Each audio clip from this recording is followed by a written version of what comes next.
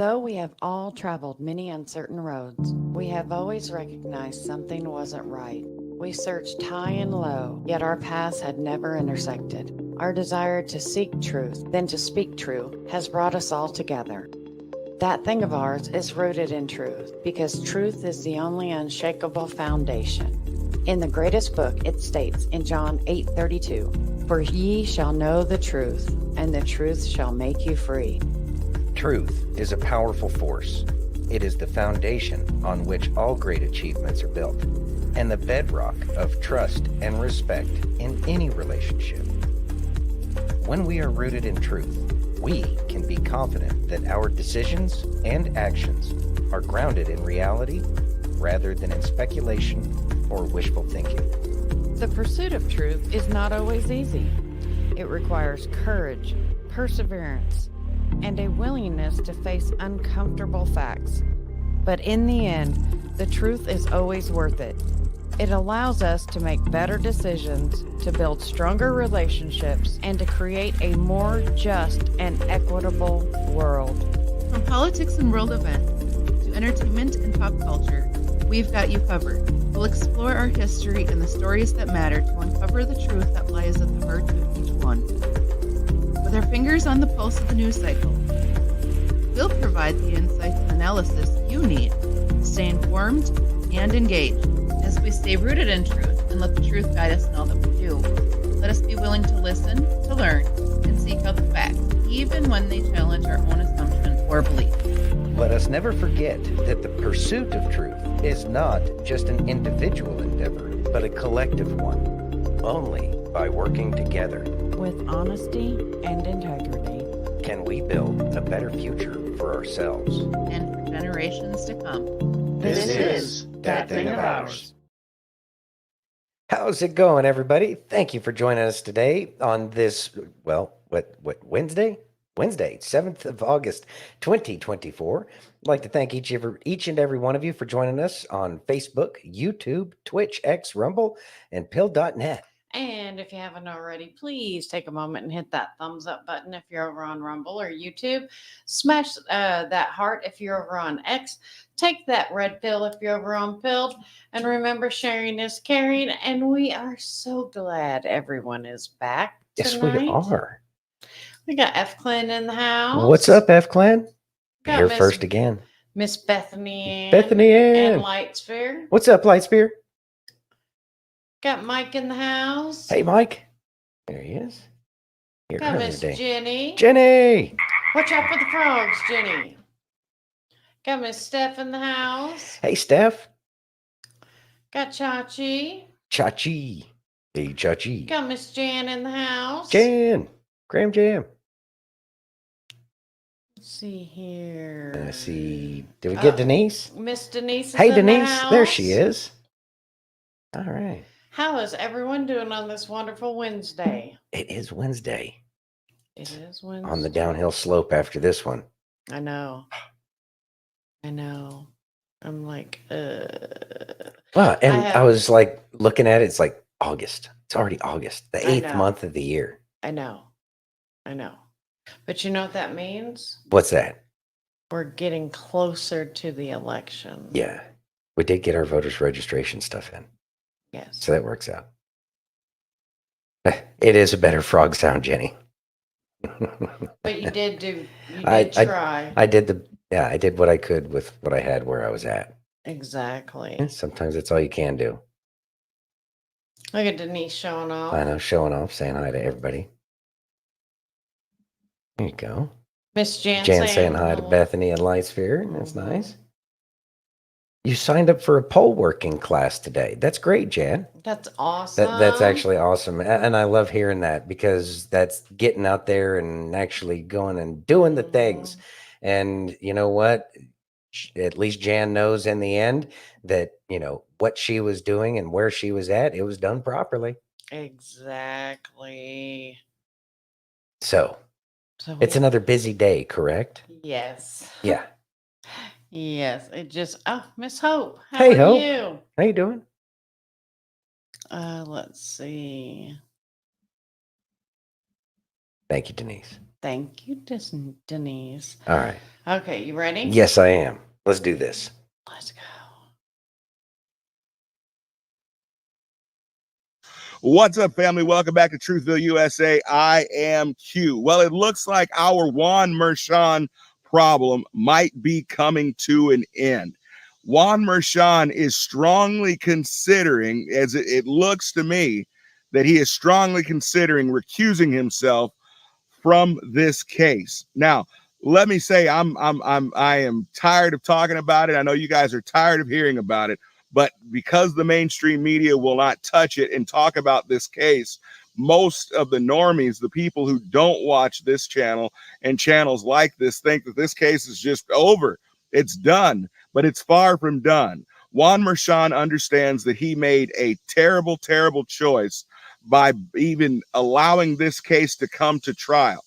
He knows this case is going to be overturned. It's only a matter of time because of one, him not allowing key witnesses to come to the defense of Donald Trump, not allowing them to speak, his hostile nature that he took with expert witnesses that were on Donald Trump's side, allowing the witness for the prosecutor's side to go off, Stormy Daniels, to go off on some wild escapades, talking about things that A, had nothing to do with the case, and B, were lewd and absolutely raunchy, turning the courthouse or the courtroom into some kind of a freak sideshow. And then in addition to that, well, two things. His daughter Lauren, who raised tens of millions of dollars, all based around the fact that her dad was going to get Donald Trump convicted. And then him using a perversion of the law, him allowing the jury to find Donald Trump guilty, even if they didn't agree on what he had done. He gave them a multiple choice exam, said, if any of these things you feel he might have been guilty of, then we'll just call it guilty and we'll all go home. Now, all of those things are a terrible miscarriage of justice. So once again, Donald Trump's attorneys have given him a way out. So you wonder why we've been getting all of these delays and pushback. Donald Trump's attorneys are trying to give him a way to save face, which good for them. I wouldn't do it. I'd want him to be absolutely destroyed and his career to be over, but they're trying to give him a shot. So they've given him one last chance to recuse himself. So he continues to kick the can down the road. Now, we were supposed to be in court on September the 6th to hear about the immunity clause and whether or not it was going to have an effect on this case. He's now pushed the immunity hearing back to the 16th, which is 2 days before the sentencing hearing. But this is where all the controversy is coming from. Judge Mershon now said the immunity decision had been set for September 6th, the sentencing set for September 18th. But because of the ruling or the consideration about the recusal, he said that he will decide whether or not that he needs to go forward or not. His exact words were he was postponing the immunity to September 16th if it's still needed after he decides on recusing himself. Okay, I wanted to make sure I got those words exactly right. So he said he'll make the ruling on immunity if it's still needed after he decides next week whether to recuse himself. Okay, so that tells me, and you guys can let me know what you guys get from that, but many other people are looking at this and they're saying, oh, wow, he's giving himself an out. He's saying that the 16th hearing might not even take place on immunity because he may not even be on the case anymore, which, again, I don't like, because as far as I'm concerned, he needs to pay for what he's done. But you know what? I'd love to see him gone as well. So let me know what you guys think about this. Comment below. I'll see you guys next time. Be blessed. So, thoughts? The recusing himself. Okay, so they're giving him a chance to recuse himself, which is olive branch. That's a good thing, right? The fact that he's considering it is kind of a surprise. Maybe he sees a way out finally because he held up his end of the deal. I'm assuming that there's deals that make you do these things that you otherwise would not do. And so maybe he did them and now he has a chance to, like, they burnt up favors by giving him an out that they were using against him. And so if he is able to recuse himself, how much more of it needs to be done? Could it be thrown out? Well, if it goes to the next judge and the next judge says that there's not enough evidence here and then it gets thrown out, it'll probably get thrown out. Or I think at this point in time, because the spectacle's been already made, it's already been turned into a spectacle. I would believe that they would have it run through a legit judge, and then the real facts come out. The things, we'd see how justice is done. Oh, hey, brother, how you doing, Rambo? Busy at work? We appreciate you stopping by and showing some love. I appreciate that, man. That's awesome. Mike says Merchon will let it ride as long as he can. Then all charges will be dropped, and that's a very real possibility. All of it's speculation at this point in time. Yeah, all of it's speculation. But with that being said, it's definitely giving real justice some more hope. But I do believe that if another judge decides to take it, I bet you it's to show people what the court case really should have looked like. But we'll see how it turns out. I mean, that's what I've been thinking for a while now, is that What specifically? That he was going to step down or something like that, because we all know it's BS. I mean, it is BS, but the corruption had to be shown. So, I mean, what else do you do with that? Exactly. Oh, hey, Tracy. Tracy got stuck on TikTok. Was on TikTok. Let's see. Denise says Merchon should be held responsible, but the judges council / bar have been awfully quiet. Well, and they've had to be quiet. There's been lots of things where the bar has gotten into the way of what's going on with President Trump. And hey, so, hey, Aaron, what's going on, man? Anyway, I think that, yeah, the bar is going to have to remain quiet. Just because they've already been asking for lots of favors as it is, would be my guess. Or they've used up all the blackmail that they have or something. I have a feeling it's like, you do this for me and what? You never get rid of that blackmail against you? I don't know. At a certain point in time, people would get fed up with it. Oh, well, yeah. And then, you know what? Just put it out there. Whatever. Who cares? Exactly. I guess. I don't know. Yeah, I don't know. I don't know nothing. Me either. Let's see. Aaron says, not much. I was here, then the internet cut out. Had to reboot everything. Agent Smith needs to F off. Agent Smith. Now, why are you going after Aaron now? Exactly. For shame. For shame. Let's see. Jan says, still hope in some form or fashion that Trump can sue New York.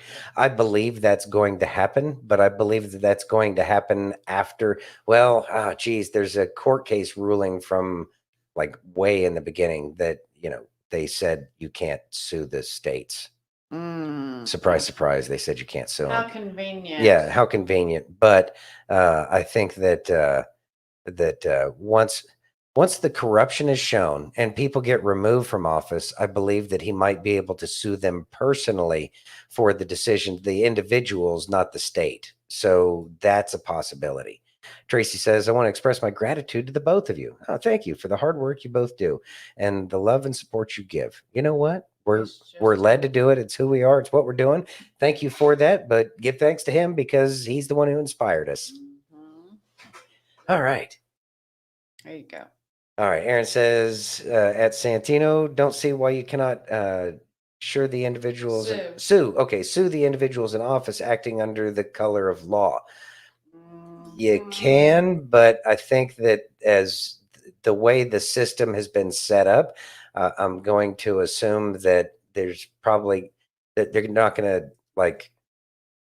It would probably work better if it was shown that they were corrupt before you go after them individually. Right. Hey, little lunker. Hey, little lunker. Thanks for showing up, saying hi. We appreciate that. You ready? Yep. Please welcome President Ronald Reagan, who has a few questions for you. All of you will go to the polls, will stand there in the polling place and make a decision. I think when you make that decision, it might be well if you would ask yourself, are you better off than you were 4 years ago? Is it easier for you to go and buy things in the stores than it was 4 years ago? Is there more or less unemployment in the country than there was 4 years ago? Is America as respected throughout the world as it was? Do you feel that our security is as safe, that we're as strong as we were 4 years ago? If you don't think that this course that we've been on for the last 4 years is what you would like to see us follow for the next 4, then I could suggest another choice that you have. President Trump. He'll make America great again.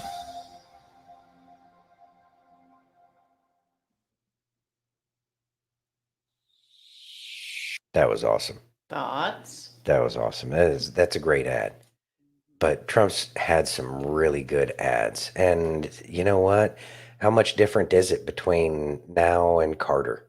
And that's who Reagan was talking about. Are you Yeah, I better off know. than you were 4 years ago?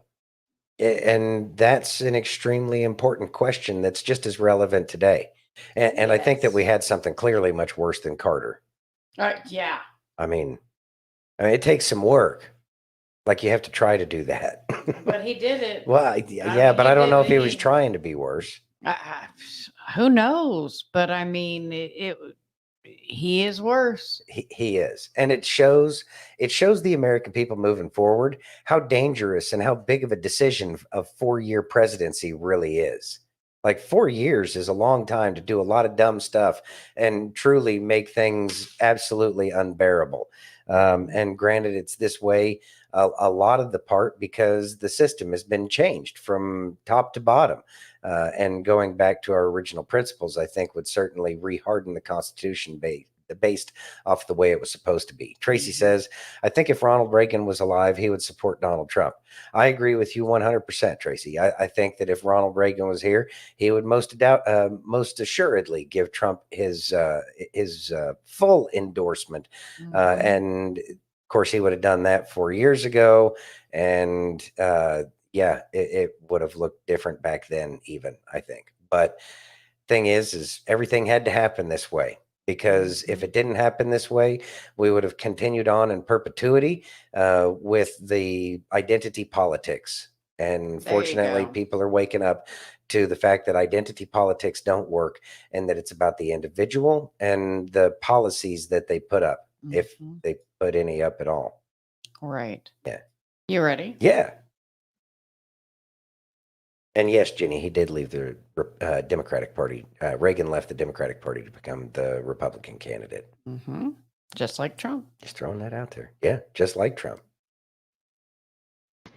Hey friends, I wanted you guys to be aware of a new tactic that predators are using. A friend of mine was at a grocery store, was handed a piece of paper that said, call me. And her discernment, she quickly gave it back to the guy, but then her fingers were tingling.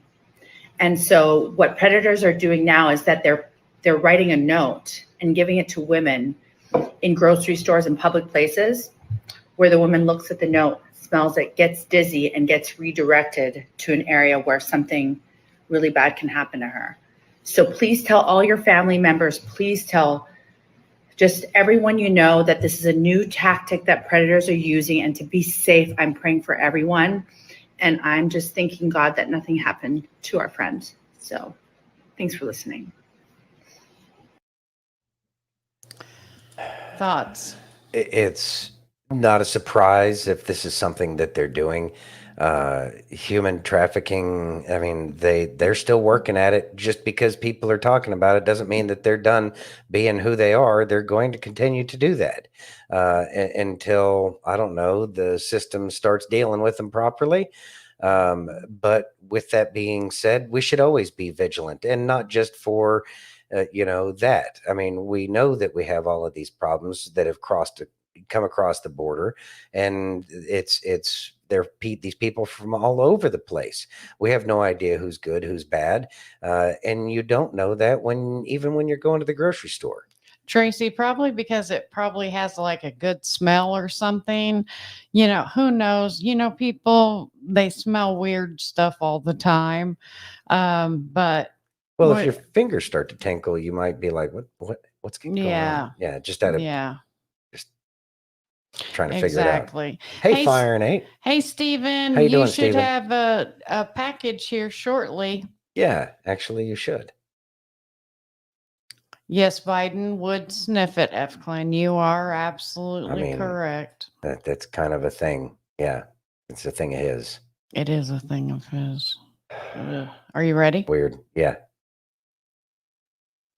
If Kamala Harris and Tim Walz were to win, be horrible for America. Who is Tim Walz? The world needs to know how radical he's been. And when I say this, he is the most radical of all the options, certainly that were being, people were speculating as to who would be the pick. He may be the most radical governor in modern American history.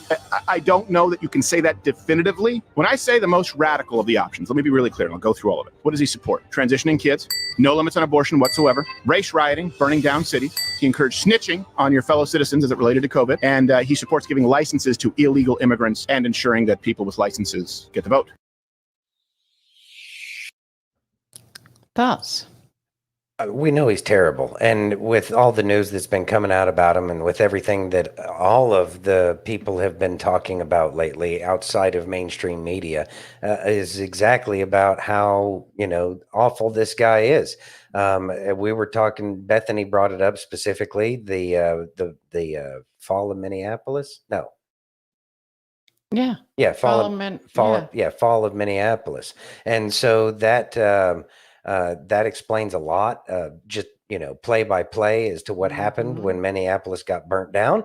But I mean, all of these other things. The first thing he did was institute DEI, and then with the transitioning of the kids and all the things that he just laid out, boom, boom, boom. And I've liked Steven Crowder for a long time, Yes. back during the Obama years. Him and PJ. PJ Media. There you go. Yeah, him and Alfonso Rachel. I always liked him too. But anyway, it's so as Steven Crowder was laying all those things out, these are the reasons why we need to get out there to vote. That everything he said in that fashion, one point right after the other, the short bulleted list of, I'm sure, a much longer one. Oh, yeah. I do believe that that's not going to change anybody's mind, even though one of those things might help change somebody's mind. Lists like that aren't going to help anybody, but it should certainly encourage people to get out there to vote. And I think that that's important. Make sure people are voting. I know that I tell people, because I talked to somebody just day before yesterday, 2 days ago, and said, "Oh, I don't know if I'm going to vote." Blah blah blah. I was like, "No, you got to get out to vote. Otherwise, you don't have a reason to complain, and it's extremely important to make your voice heard. It's your responsibility as a citizen." And I think by framing it as a responsibility, which it is as a citizen, then get your butt out there and vote. Yeah. So get out there to vote, and make sure other people are voting too. Exactly. You ready? Yep. I would say those first days, when there were riots, I could smell the burning tires. And that was a very real thing. And I kept the windows open for as long as I could, because I felt like that was such a touchstone of what was happening.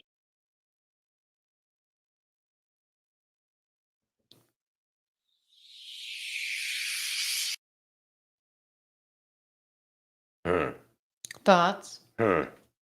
It So by leaving the window open, you're making some kind of a sacrifice. So the best you could do is leave the windows open. You couldn't, I don't know, nag your husband to tell him to get something done to make it stop because I have to smell burning tires. You like at least be that self-serving, whatever. What does that say about somebody's mindset? It's truly a let them eat cake kind of thought process. Mhm. Not too far off from let them eat cake. I left the windows open.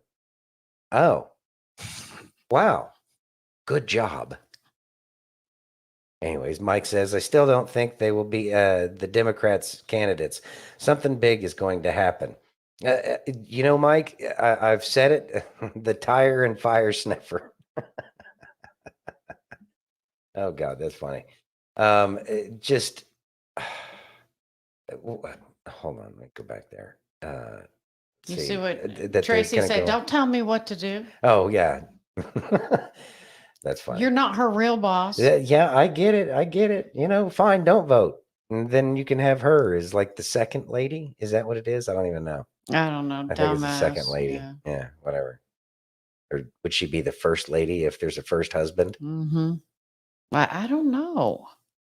I don't I know. don't know how that works. That's weird. Whatever. Anyways, yeah, let's make sure we do something about it. Let's see. Aaron says at Hope, right? At least have some class and huff paint. Shit, burning tires. Really? Yeah, and it's an awful smell. It's like it's not something that you want to smell. It's just strange. Bethany says, I've spoken to so many people lately that are saying they aren't going to vote because it will be rigged. I've explained why it's the most important year to vote, regardless of what side they're on. And see, the thing is the thing is if you don't vote, and with the rigging, I understand the concern. I've taken that tactic here in town before. But It's you like, have to vote. and so what we found out is that the more people that get out and vote, despite knowing that it's going to be rigged, it makes it that much more difficult that they have to do ridiculous things like have water mains burst all over the place, even though there's not a drop of water seen anywhere. And they have to cover up all the windows with cardboard. They have to make all of these, last second changes. It forces them into a ridiculous place where they have to make ridiculous decisions. So if instead of 80 people getting out there to vote this time, 80 million people getting out there to vote this time, that we have a full 110 million people getting out there to vote, it makes it that much more difficult to the point where they might not even be able to do it. And that's what we're trying to get to.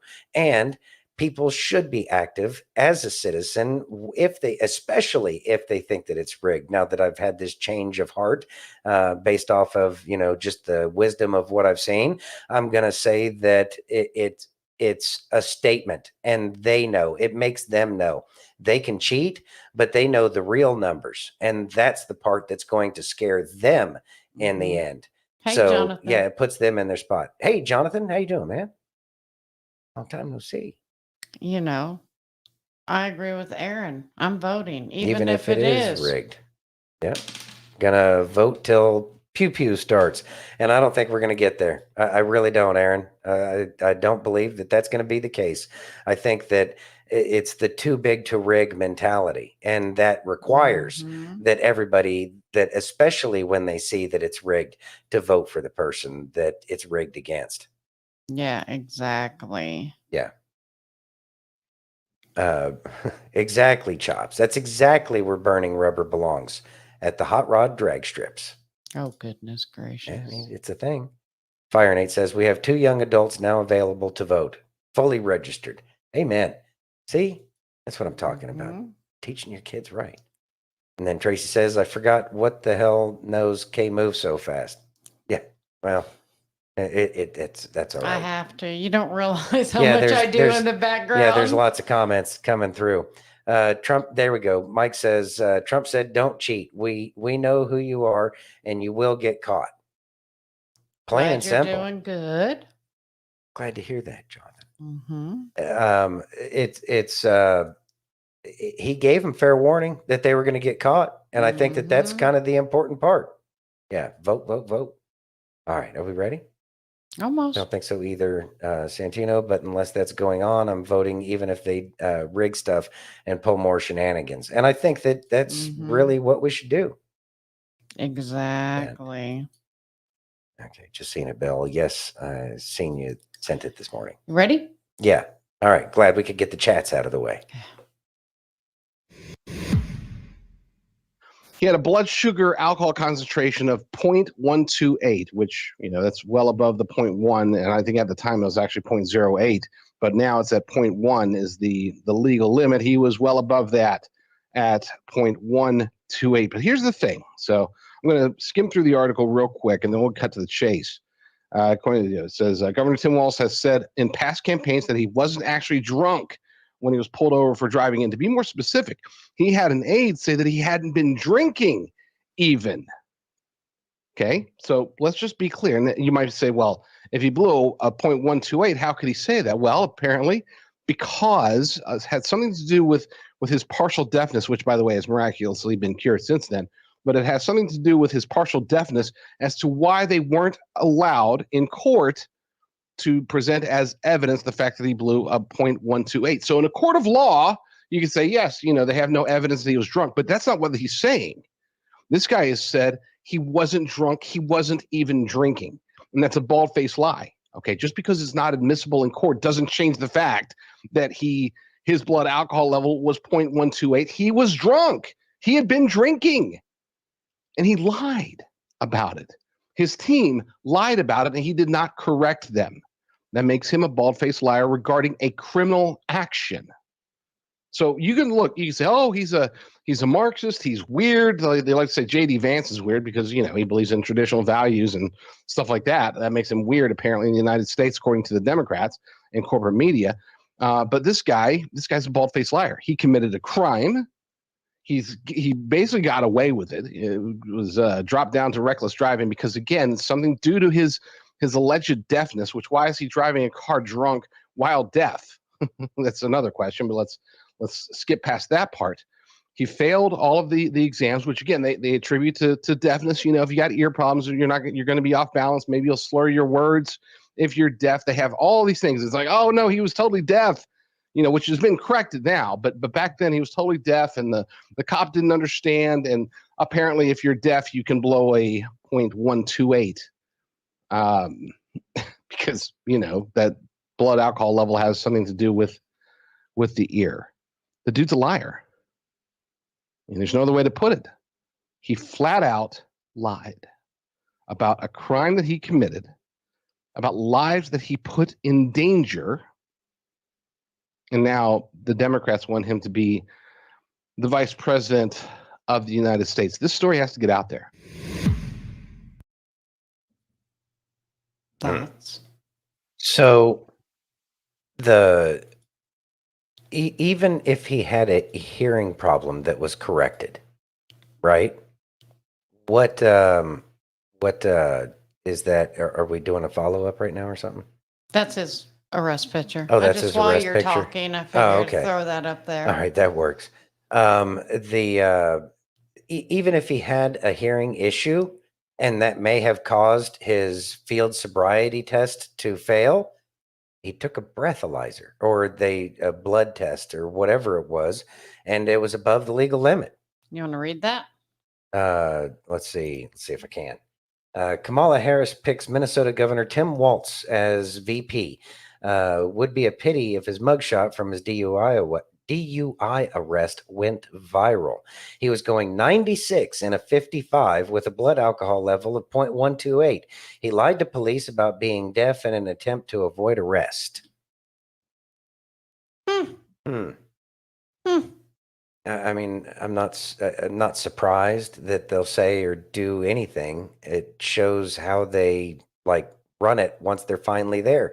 We have experience. We have wisdom that we're trying to express to people that should guide people in their decisions. But for some reason, they don't think that it's good wisdom.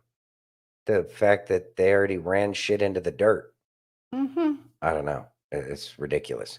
Aaron says, I worry a lot less about drunk drivers than I do poison in my food. Let's talk about how Marxist he is. Yeah, I understand that, Aaron. But then again, this is the information that's out there about him, and it's going to keep coming out. And we're going to keep talking about the same talking points over and over again. But sadly, what actually makes people wake up is when bad things happen.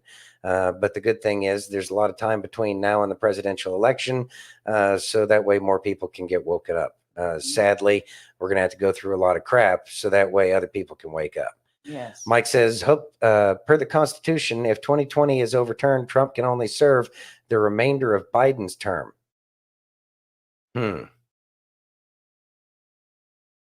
That's interesting. That's interesting. I'd have to look into Yeah, it I'd have to look into that myself. Tracy says, when I worked for the sheriff's department, we had to question people about their gum. However, some gums contain sugar alcohols, which are bulk sweeteners that are chemically similar to alcohol. These chemicals can cause false positive results or errors in reading the amount of alcohol in your breath.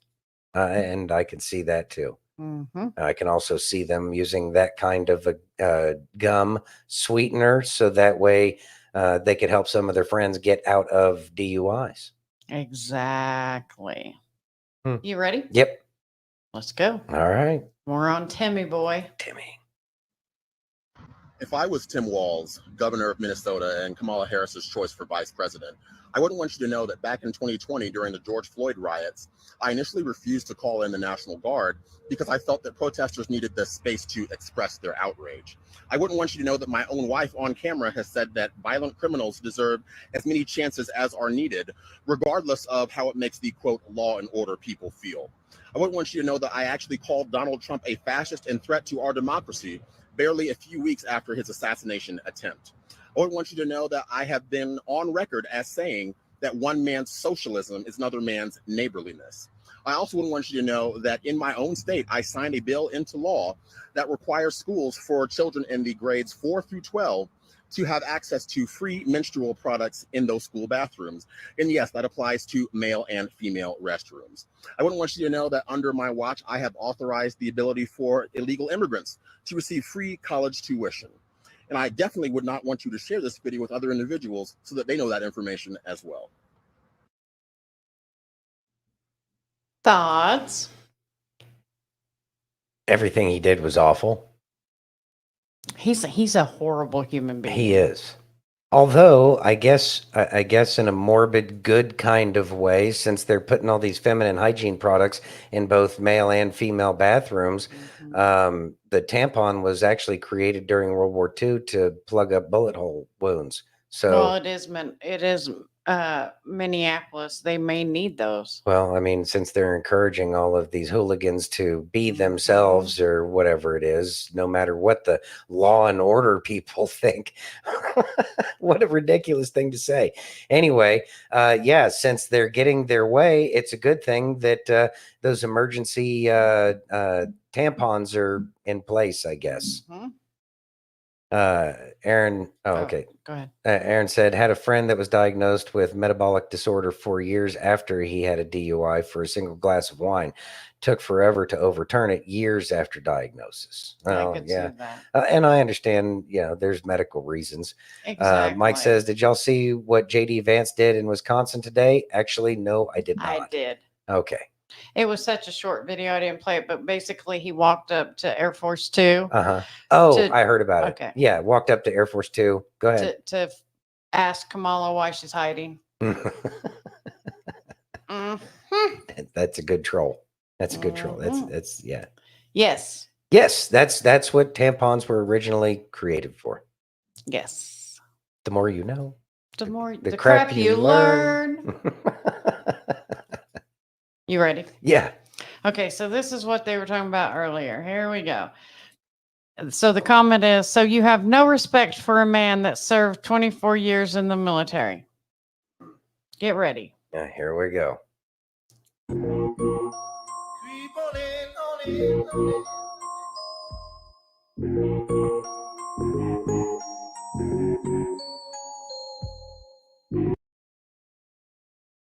Yeah, I can't read any of that. I'm going to put it in Telegram, but he did not get an honorable because when they were going to deploy, he quit. Oh.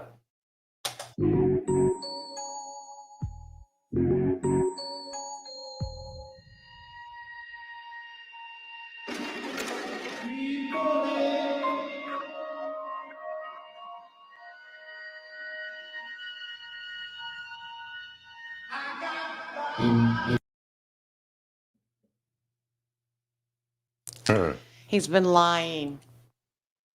So Quit. yeah, I agree. I agree with Rick. Zero respect. He didn't retire. He quit. I mean, even if he just decided not to re-enlist so that way he couldn't go, whatever. It says the kind of person he is, you know, everybody wants to be a gangster until it's time to do gangster shit. And guess he didn't want to do gangster shit. He's not as gangster as he wants to make himself out to be. Exactly. Hell, I don't even feel gangster half of the time. Exactly. So here, let's this comment. All right. Comment says Tim Walz is a paragon of positive masculinity. What?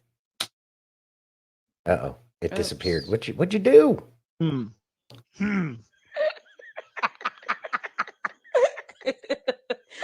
Hey.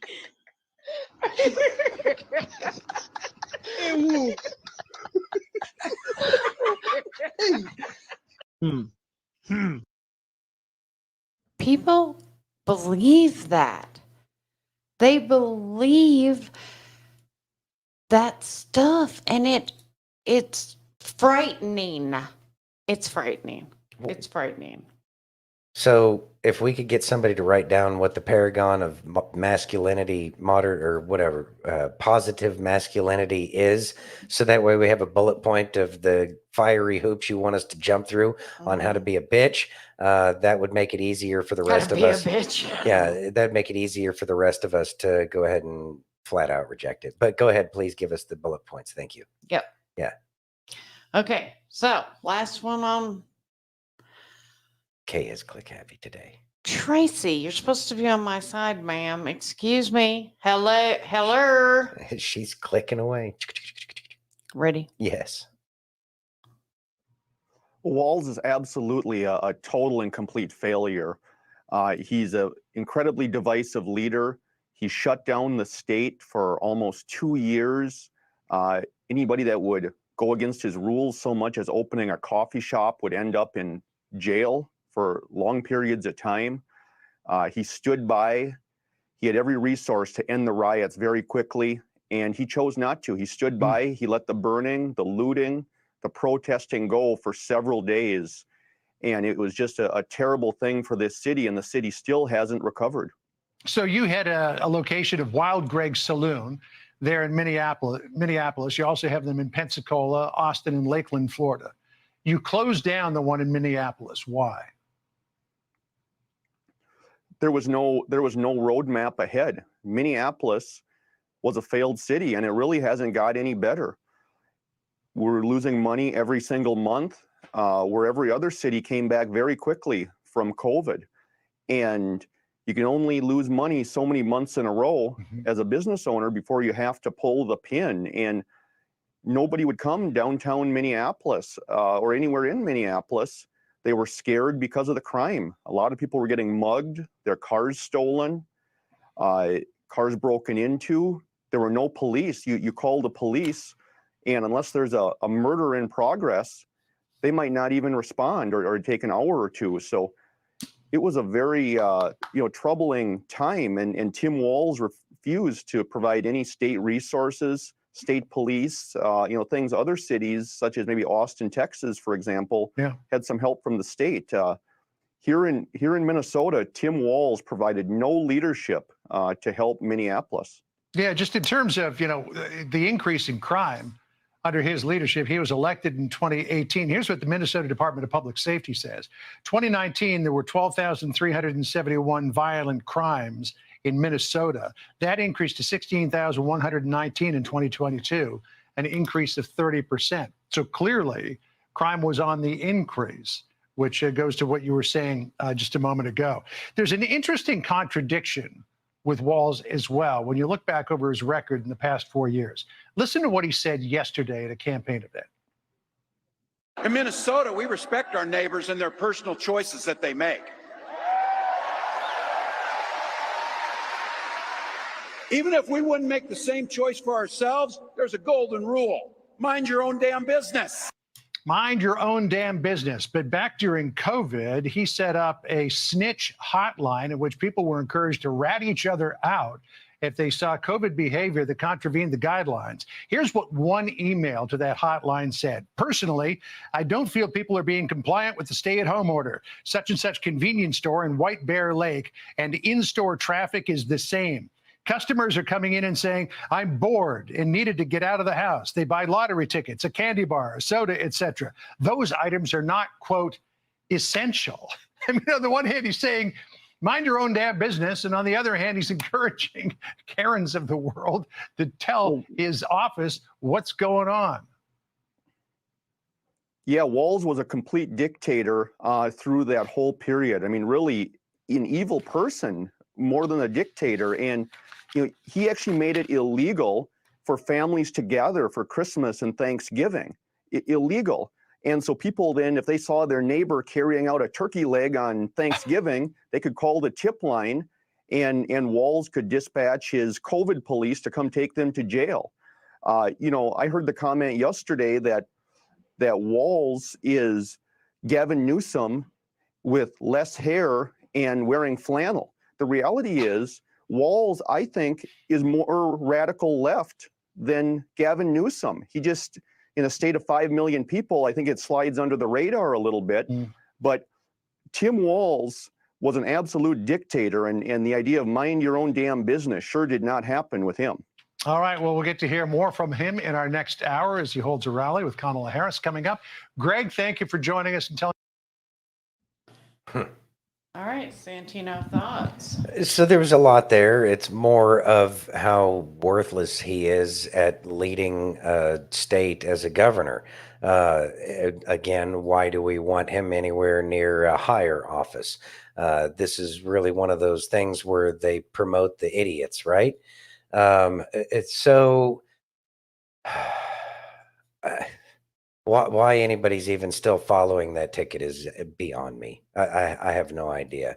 It's literally a dumpster fire of a campaign, literally a dumpster fire of a ticket. Mike says, I enjoyed the COVID lockdown. Oops, wasn't much traffic. Well, it's a good thing you add over my words. Maybe the computer won't pick it up. But anyway, I will say that was it's one of those things that did happen. It was interesting to find liquor stores that were open and convenience stores that were open. And of course, Wally Worlds were open, stuff like that. But, you know, the small mom and pop restaurants couldn't be open, but the big corporate restaurants could be open. Just all sorts of weird things. And these were the things that everybody recognized and just didn't know what to say or do about it at that point. Now, I think we're a little bit smarter if they try that again. Because keep in mind, it was election season when all that was going on. And I fully expect them to try some of that crap during this election season as well. So what can we do for, the lead up to all this? Well, we just don't comply with what they say. Malicious compliance is a beautiful thing. There's like a whole Reddit page. It's kind of fun to watch sometimes. Kind of malicious, but I mean, kind of in the name. Exactly. Anyway. You ready? Yep. Do not keep alive what God is killing. God has removed the wrong person from your life, but you keep inviting them back. You keep bringing them back. See, this person's operating in a spirit of deceit. You're operating in a spirit of truth. You are unequally yoked to that person. They don't belong in your life. And let me tell you something. When they're out of your life, this is not the time to sit around and mourn them not being in your life. If God has removed somebody from your life, it's because he has a replacement even better. Thoughts? We've all been around the block once or twice, and we recognize that people come and people go out of our lives. But that doesn't mean that sometimes we don't hold on to things that we shouldn't be holding on to because they're preventing us from growing. And I think that it's always good to recognize when there's big life changes and people leave, out of your life or whatever, for whatever reason that is. It's probably for a good thing. And it could be just for a season until they figure some things out. It could be, forever. It could be for, just a couple of years.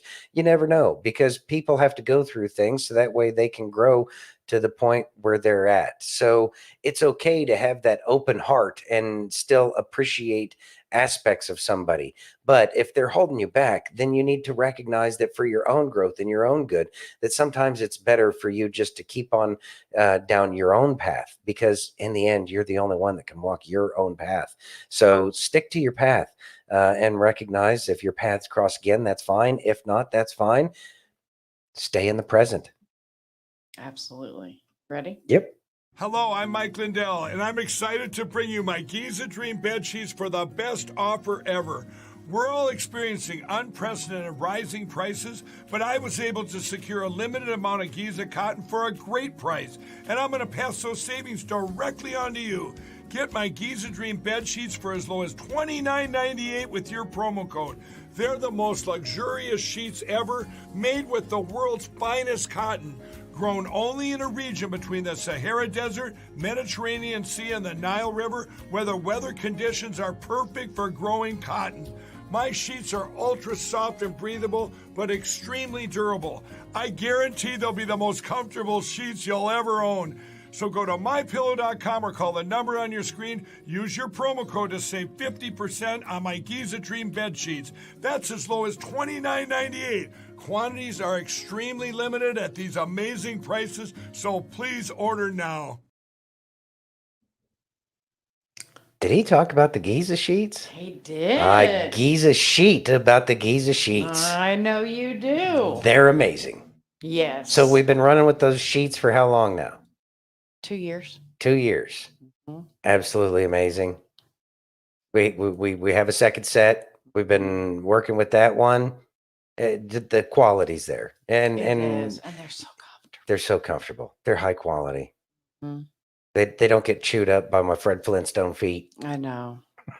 I'm so blessed that they don't.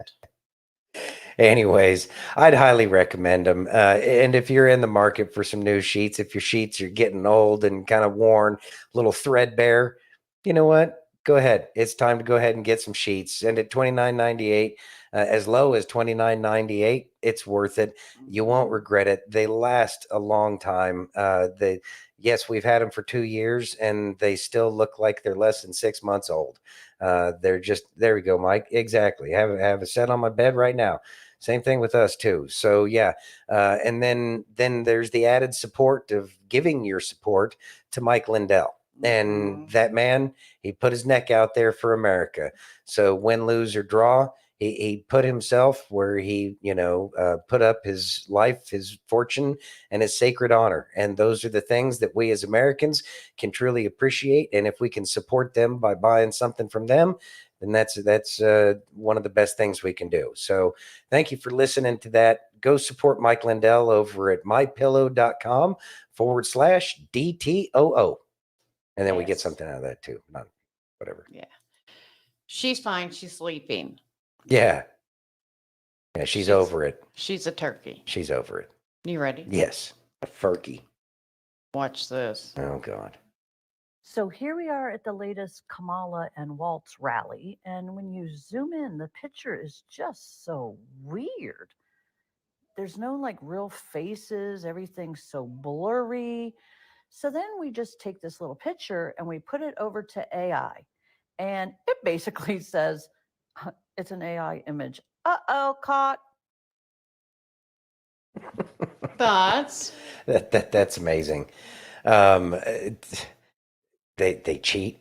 Mm-hmm. Surprise, surprise. I mean, I know. No shock there. And then I was just kind of doing a quick Google search on my phone last night with the Waltz name meaning search I did. And just so happens that it's an Ashkenazic German Jewish last name. I don't know if that means Interesting. anything or not. No, no, No idea. no. Just info. Just in- Ashkenazi. Just I don't just know. info. Yeah, just info. Okay. Just putting info out there. Okay. If it means anything, I have no idea. Yeah.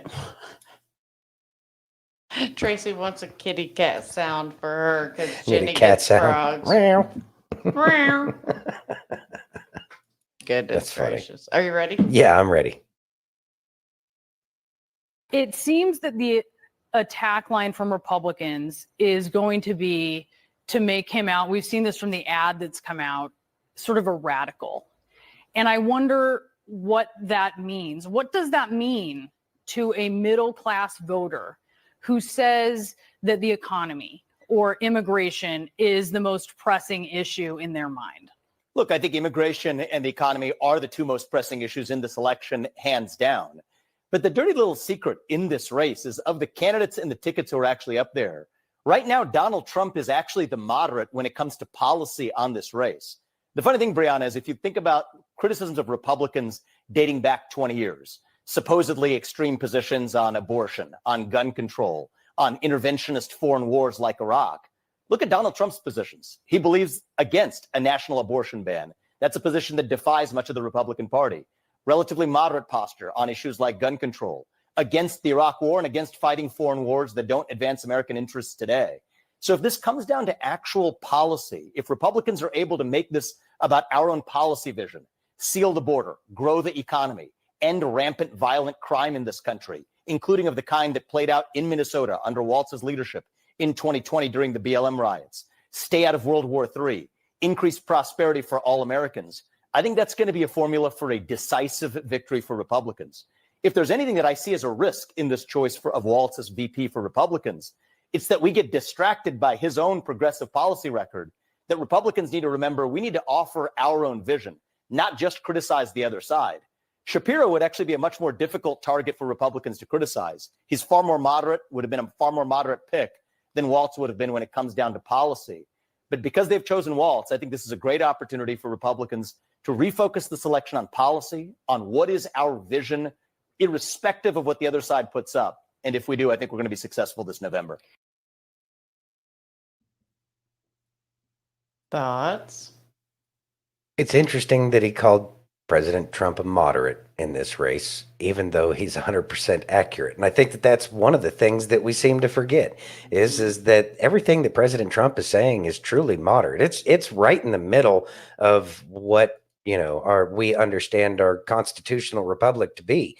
And it's kind of surprising that that's the case, that we can't see, or not that we can't, but a lot of people can't see that how radical the left is and how moderate President Trump really is.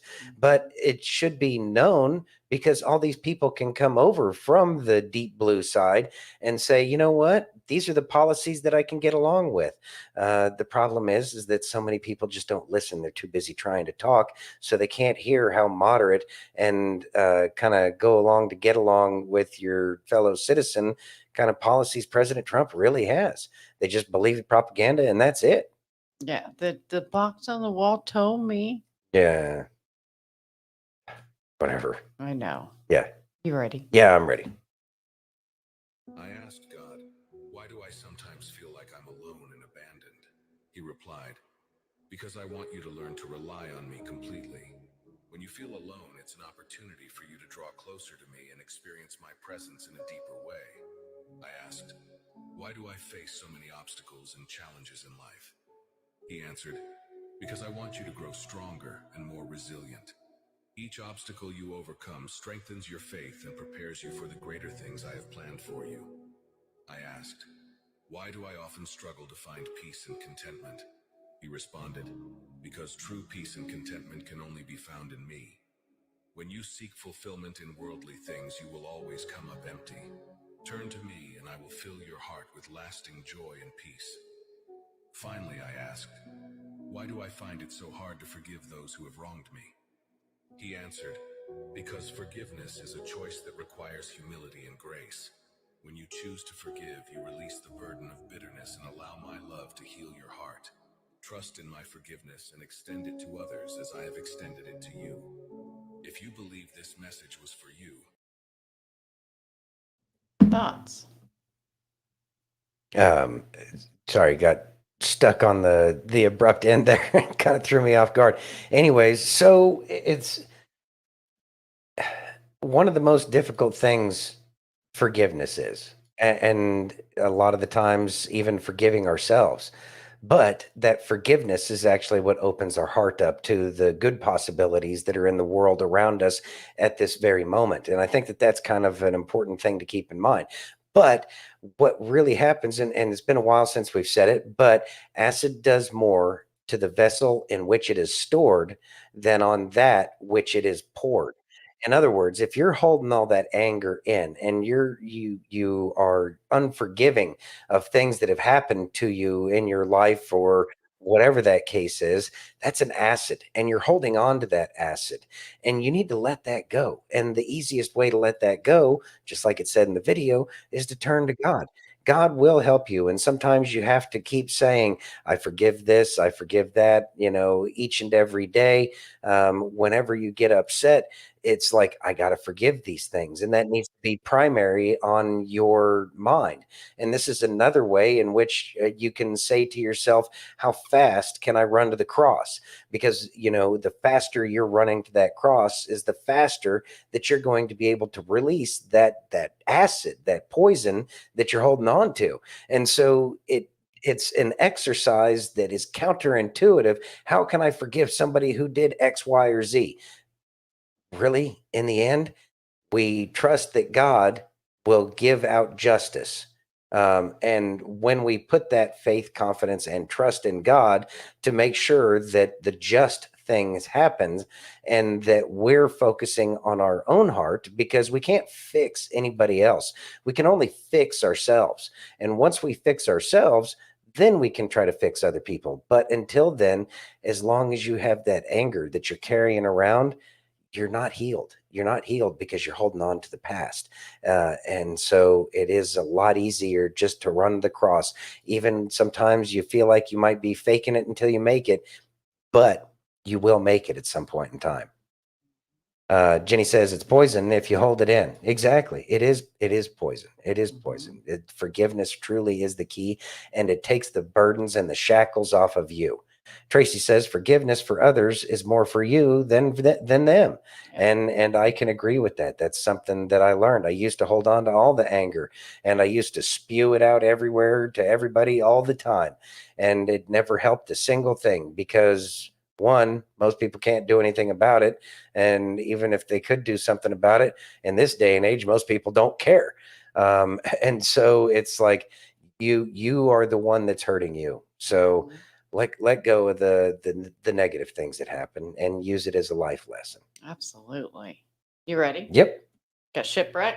All right. Shipwreck. She's Did awesome. you know that the group that was lovingly named the Squad that's in Congress is actively being primaried out? Yesterday, Cori Bush had lost her primary in her district. It was a Democratic primary. She lost to another Democrat. Didn't win. And she was on Twitter and she was like, apparently they were having problems at the polls. And she's like telling people you need to stay in line. Then you need to make sure that if you are there, you need to stay in line. You need to vote. All for nothing because she lost anyway. And here's what she had to say after she had found out that she had lost. As much as I love my job, but all they did was radicalize me, and so now they be afraid. Afraid of what? You're no longer in office. You can't call any shots. She could run again, but this comes shortly after Jamal Bowman, who was also primaried out. Jamal Bowman, who pulled the fire alarm on the floor of Congress to stop the vote. I don't remember what the vote was for. I think it was the big, package to go to the border and stuff. It also had Ukrainian aid in it and Israeli aid in it, and it had the TikTok ban bill, I think, was in it too. That bill was a big deal, and everybody was kind of watching it, and this motherfucker came out and just pulled the fire alarm to delay the vote. Oh, I didn't know. I was just in such a hurry to get through the door. I thought it was the door. Are you dumb? Apparently his constituents think so because they primaried him out too. Next week is Ilhan Omar's turn, and it's said that she actually won her last election by a very, very slim margin, and because of everything that's going on, she's not anticipated to win again, but you never know. And if Ilhan goes, goes. Takes away the majority of the power of the squad. So on Monday, Donald Trump is going to sit down and have an interview with Elon Musk. Fucking wild. That was put together shortly before all of this crazy nonsense came out. There is a big movement to bring back Crooked Joe. I'm just dying to see how all that's going to play out. I am ready. I think we've definitely shifted, but we'll just see what happens. Thoughts? Because I have a follow-up video. You have a follow-up video. It's falling apart. It's falling apart in every way. Their little clicks aren't working. I mean, they haven't been working for quite some time. They're getting primaried out. That should be another indicator, because I'm sure that they did not get there by being so awesome. I'm gonna go out on a limb here and say that maybe there were some shenanigans involved in them getting put into office. Not shenanigans. Look, I'm not an election representative, but I'm going to say there may have been some shenanigans that got them there to begin with, and I believe that those shenanigans just aren't happening the way they used to, and I think that it's gonna come to a head. But these are the kinds of things that we're going to continue to see for a little while. It's going to be interesting to watch how it goes down. Mm-hmm. You ready? Yep. Corey, Corey, do you know what a black job is? It's something you ain't got.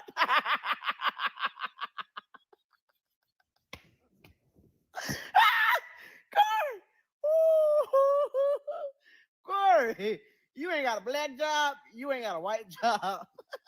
You ain't got a blue job, a brown job. You ain't got no job. Corey, I am so glad you gone. Oh my goodness. First it was Jamal Bowman. Now you. Oh my God. I'm just starting to feel so hopeful. Oh man. You know what? I think I'm gonna sleep real good tonight. I'm gonna sleep real good, knowing that I don't have to hear your loud mouth no more.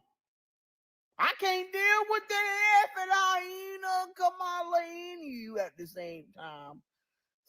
Some of y'all got to go. My goodness. Thank you. Thoughts? Good news. I mean, it's good news. It's changing. These were people that were untouchable once upon a time, and they acted accordingly. Oh yeah. They truly thought they were untouchable, but I guess in the end they are touchable, and they're getting removed. And we'll see how it all plays out. But I have a feeling that some of these things we'll see in the future. I don't know. Maybe they made it. Maybe she made a deal. I don't know. Oh, that's awesome. Nice. That's great. That's great news. Awesome. Good. Yeah, got to get out there to vote. That's how we make it too big to rig, is getting everybody out there to go vote. Easy Hey, Ghost peasy. Pepper. Hey, Ghost Pepper. Thanks for joining. Oh, before we move on. Yeah.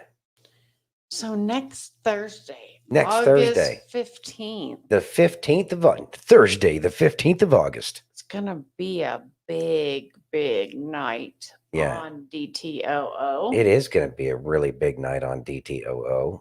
Because bigger than when Doc was here. Bigger than when Christian was here. The only thing that could be better than that is if Both Doc of and them. Christian were here.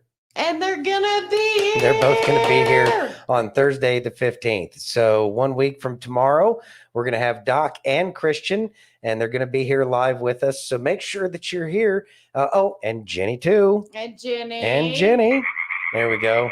Yes. Yeah, we're super excited. Super excited. And it's going to be a great time. And it's going to be really interesting to hear what those men have to say, especially with as fast as everything's changing. Yes, and Jenny. I keep being a misogynist. Anyways, my bad. I apologize. I'm so excited. I am excited. So excited. I can't wait. Yeah, it's going to be a good time. Yep. Are you ready? Yes.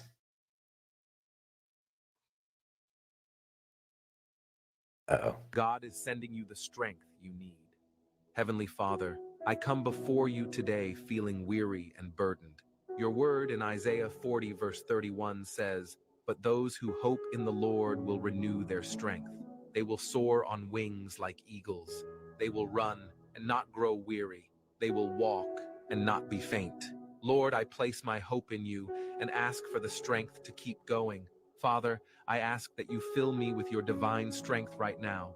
When I feel like I can't take another step, lift me up and carry me forward. Let your power flow through me, renewing my energy and spirit. Help me to rise above my challenges and face each day with courage and determination. Lord, I pray for emotional and mental strength as well. When anxiety and doubt creep in, remind me of your promises. Replace my fears with your peace and my worries with your confidence. Let your love be my foundation, giving me the resilience to overcome any obstacles. Father, I also pray for those around me who are struggling. Let your strength flow into their lives as well. Be their refuge and support, and help them to feel your presence and encouragement. Thank you, Lord, for always being my source of strength. I trust in your power and your love to sustain me through every trial and triumph. If you believe that God is sending you the strength you need, type Amen in the comments. Share this prayer with someone. Thoughts, Santino?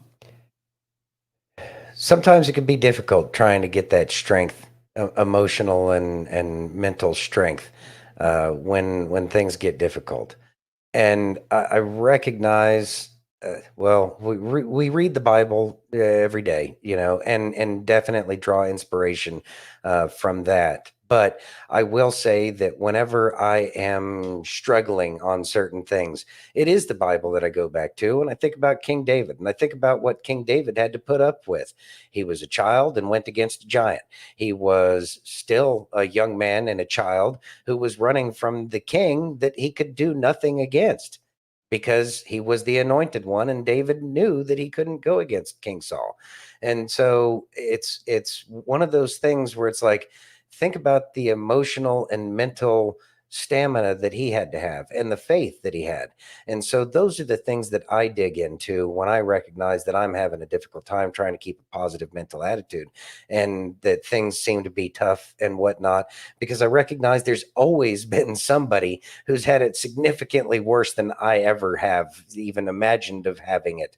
And I think that that's one of the great things about the Bible is it is inspirational stories of people overcoming through a relationship that we have with all of ours creator. And I think that that's it's something that has truly changed my life.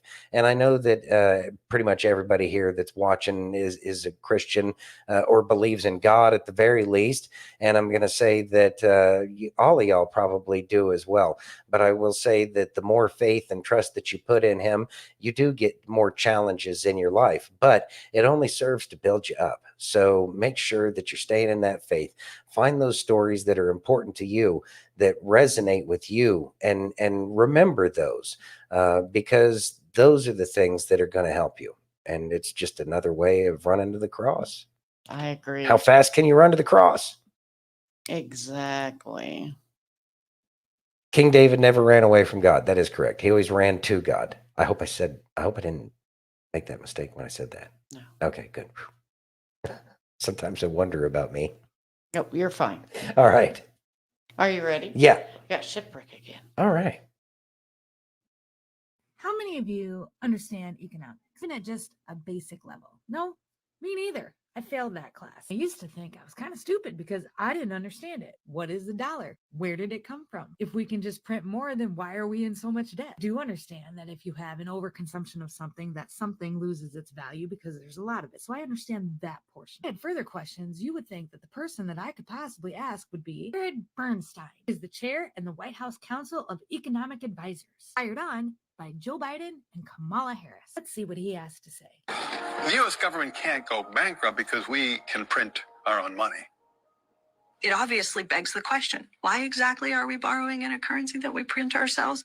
I'm waiting for someone to stand up and say, why do we borrow our own currency in the first place? Like you said, they print the dollar. So why does the government even borrow? Well,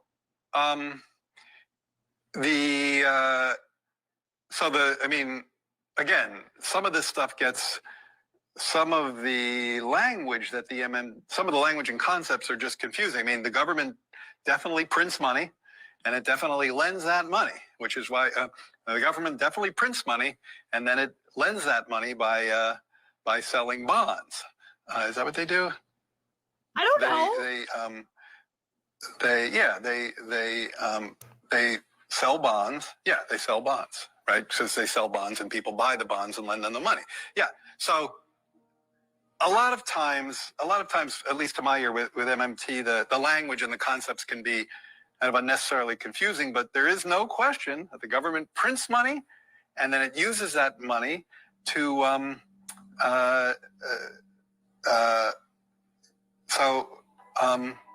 yeah, I guess I can't really talk. I don't get it. I don't know what they're talking about. Like, cause it's like the government clearly prints money. It does it all the time, and it clearly borrows.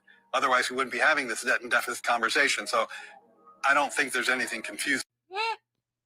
I feel better because, like, if I were asked that question, that's how I would answer. I have no idea. But I am not the chair of the United States Council of Economic Advisors, or the senior fellow at the center of the budget and policies priorities. That guy doesn't understand it. Then who's in charge of all this? Some of you are absolutely right. The president isn't in charge of inflation. It's not the president's fault about inflation, but the president and the vice president are the ones that hire the people that are supposed to know these things, supposed to watch these things. They're supposed to notice the trends and then have a solution on what to do when things like the stock market start to fall out, or when things like inflation get too high. These are the people that are supposed to understand it with such a precise point of fact that they have a plan to make sure that bad things don't happen. This guy, yeah, cooked.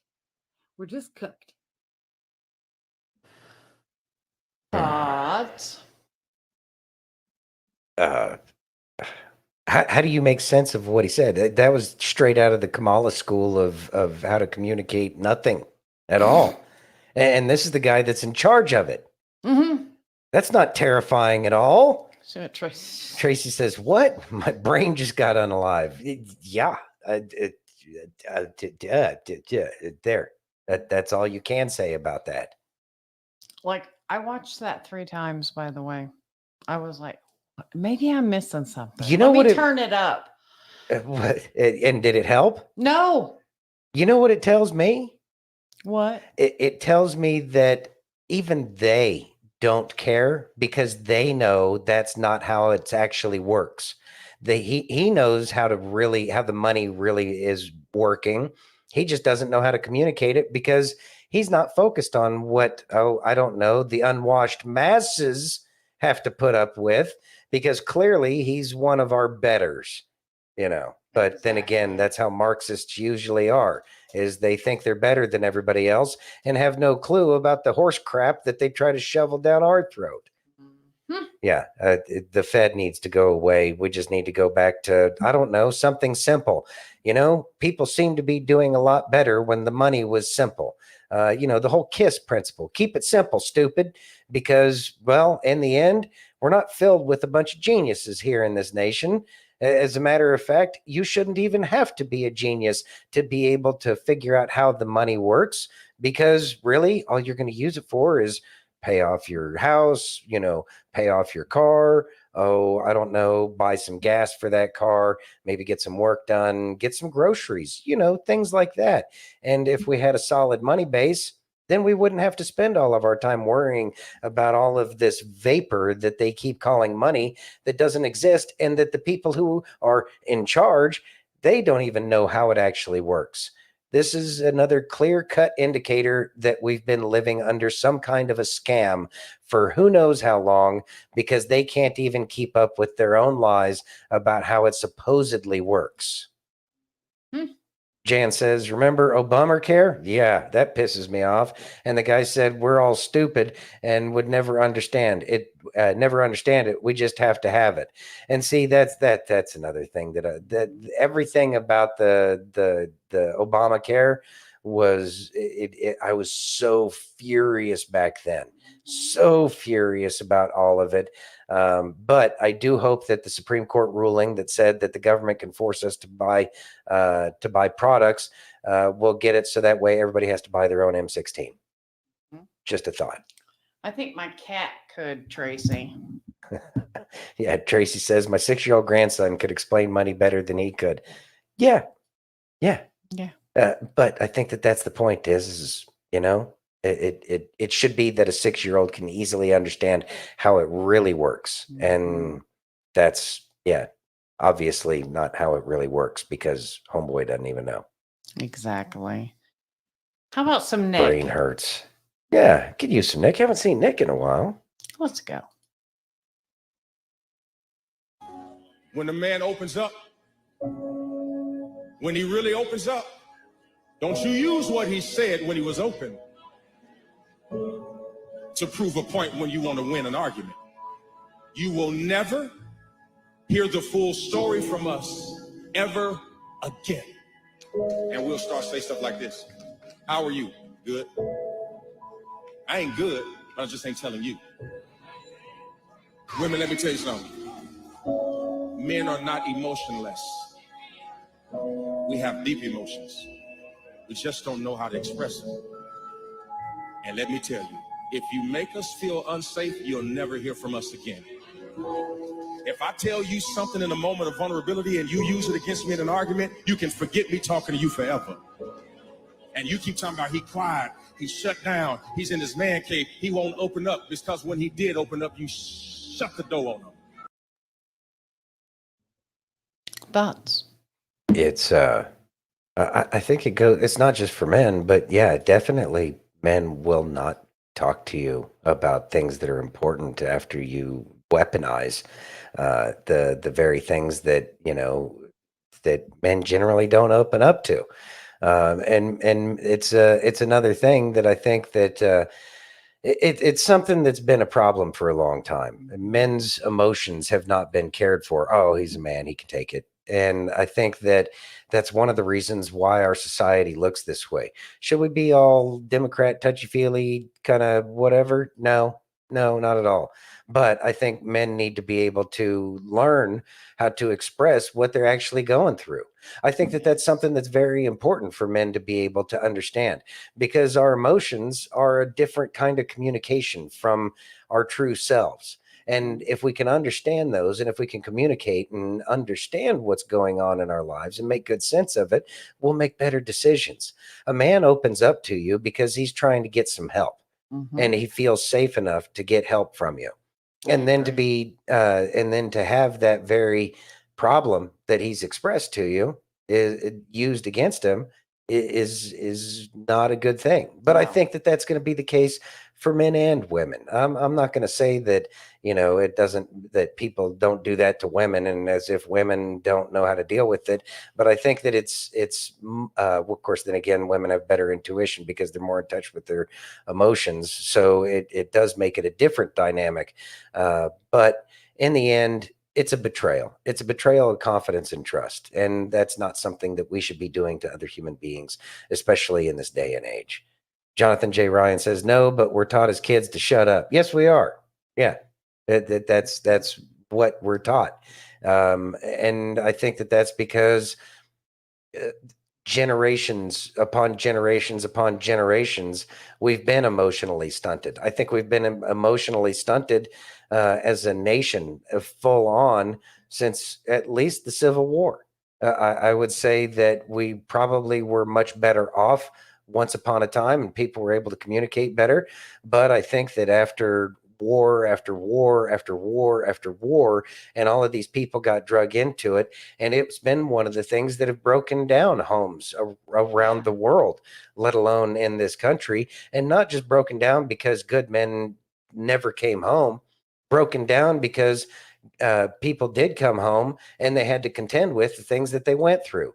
And this has been going on for, it's one of the things that mankind's really good at is unaliving each other. And so we really need to take a mental health check of this nation so we can start fixing some of these problems. Jonathan says, I talk to Jesus now, and who better to talk to? And you know what? When we listen, we get answers. And and not to share too much of your personal story, but when Santino got back from Iraq, and I've said this before, the Santino that left was not the Santino that came home, and it took a long time for him to feel okay with talking to me about things that he saw over there. And I can tell you that I would never, ever, ever betray his trust in the things that he said to me, in the way that he spoke to me about it, and the vulnerability that he showed me when he talked about it, because I feel blessed that he felt comfortable enough to talk to me about it. Of course, I'd feel comfortable talking to you about it. You're amazing. But not everybody has that. I get it. And And I really didn't even go through as much as so many other veterans went through. And I have been very blessed and fortunate to have Kay there by my side, even though I never deserved her. I am truly blessed and grateful that he gave me a Kay. I am the luckiest man on this planet. And she has been there. And I think that that's something that we should all understand is it's still about listening, and it's about listening to each other. And she listened when I needed her to listen, and she tried to help as best as she could. But in the end, it was things that I had to work through in my head. And I had to come to grips with the things that I had seen and experienced. But again, it wasn't as bad as so many others. And that itself can be a problem. And a lot of other things. There were people that probably should have come home before me, and I know that people take objection to the way I said that, but the way things went down, it was very weird. And so I'm grateful for God that He spared me, and so I double down on everything that I try to do because He obviously wants me here for a reason, and Yes. that's yeah. It's things, and guys need somebody to be able to open up to, and some people just aren't strong enough to be able to deal with that, and that's okay. But there's always somebody out there, and if anybody is having problems, we try to be there for everybody, and we hope that you feel comfortable enough reaching out to us if you do need, somebody to talk to. So feel free to message us if you're going through some hard times. Jonathan says it's hard to open up, but we have to, and we do have to open up. 100%. Yeah. Sometimes good men have to do bad things. Yeah. Yeah. And it honestly, some of the most difficult things weren't the things that I had to do. It was the things that I had to deal with. I guess one of the most difficult things, and one of the things that brought it all into perspective for me is that there was an adult, a parent of somebody who was a combatant, and he identified the remains of his son, and it was an interesting situation.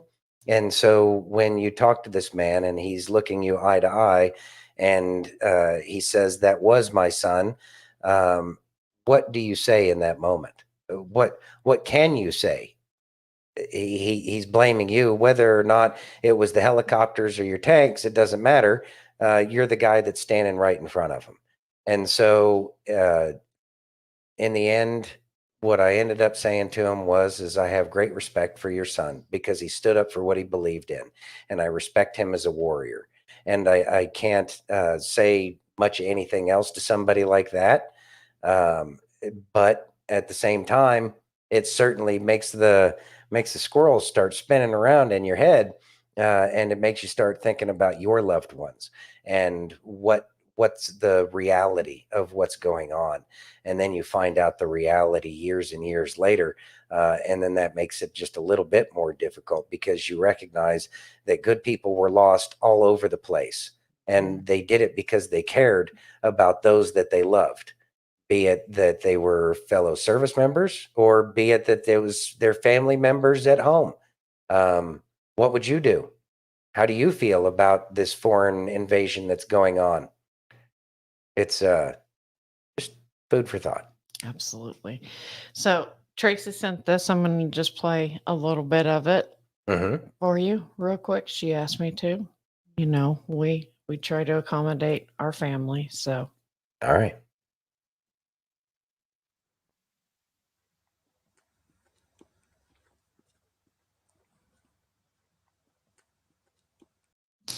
You know, as I was reading those words. Yes. It's so true that men are judged on so many things other than their hearts.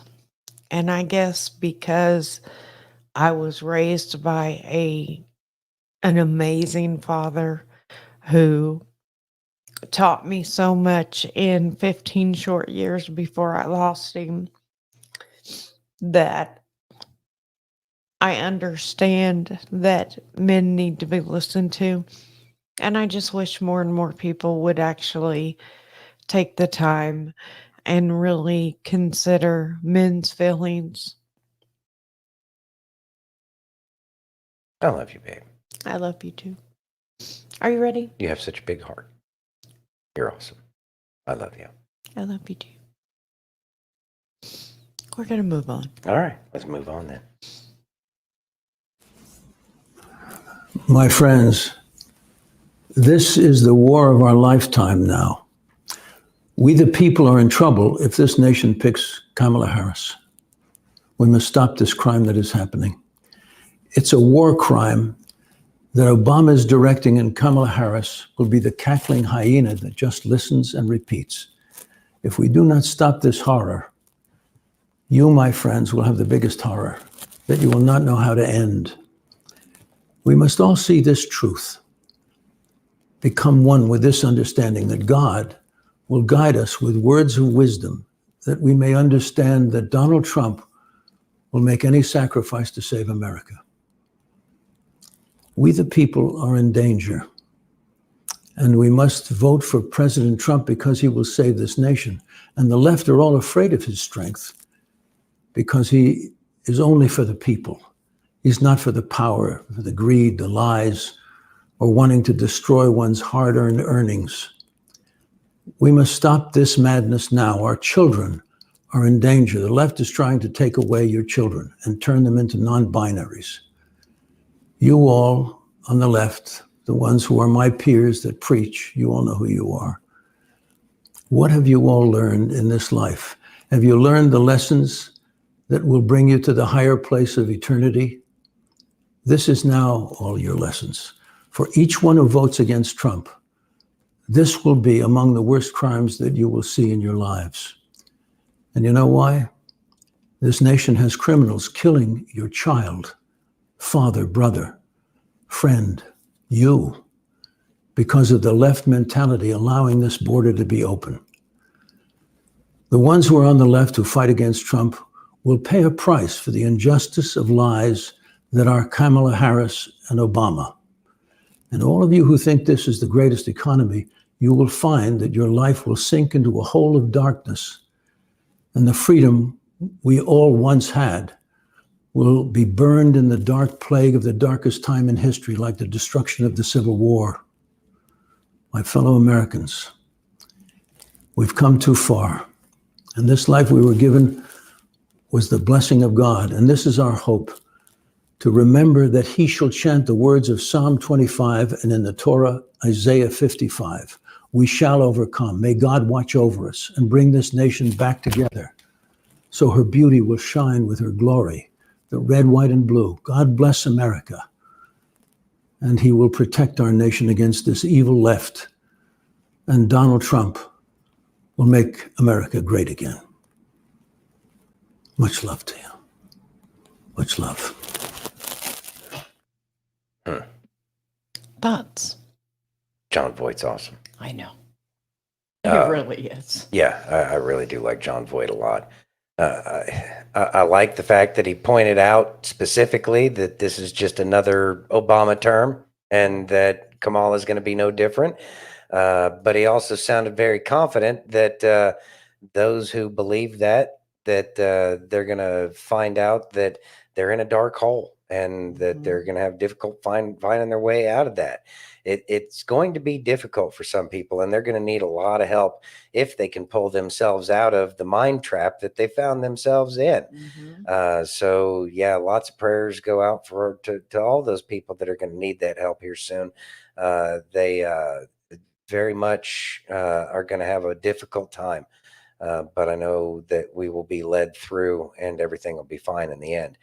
Jonathan says, like God said, it's not good for man to be alone. That's why he created a helpmate. Amen. Amen. Beautifully said. Amen. Are you ready? Yep. Are you sure? I'm ready. Hold on. Is this Harry? It is. Damn it. Just Let's get it over with. Okay. I Get the love you. KY. You know, it just wouldn't be a complete day without correcting some lies from Harry Sisson. Thankfully, in this video, he tells 3. The best part is I'm going to debunk 2 of those lies with Kamala's own words. So here's Harry. Blah has stated over and over again that she wants to defund the police. That's not true. Well, let's take a look at what Kamala Harris has to say about that. That's suspicious. Oh, yeah, that wasn't the only time. So yeah, Harry, she did. Now it's time for lie number 2. And without question, ban fracking. That's also not true. Oh, Harry, you're about to learn why he said without question in that tweet. There's no question I'm in favor of banning fracking. Okay, Harry, let's get to your third lie.